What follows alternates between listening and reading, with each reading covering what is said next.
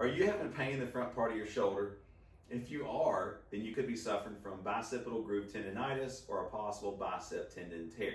So here are 3 tests that you can do at home to try to determine if this is going on or not. As always, this video does not replace in-person medical advice. Always consult your primary care physician or therapist or whoever before you undergo any type of procedures or techniques seen in this video. So what Kinsley's going to do, or Kinsley's reporting pain right here in the front part of her shoulder.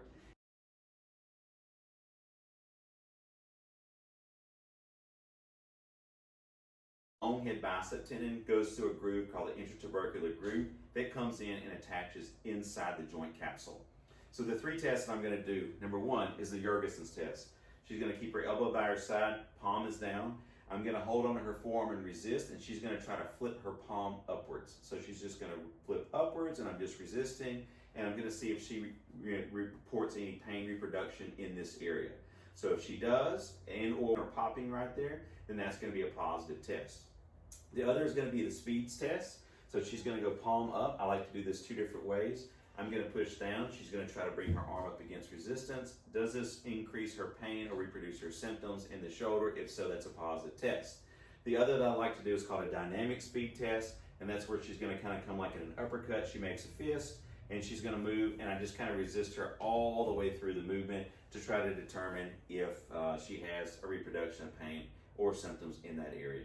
And the last is going to be a bicep load test. So she's going to make a bicep right here like this. I'm going to put in a little bit of extra rotation, and then she's going to tighten this muscle up, and I'm going to try to straighten out her elbow, and she's not going to let me. And then I'm trying to determine if she has pain in this same area and or popping, snapping, or slipping in that area. And so that would be an indication that she does have bicep anchor disruption across the transverse humeral ligament here, or she could have just bicipital groove tendonitis.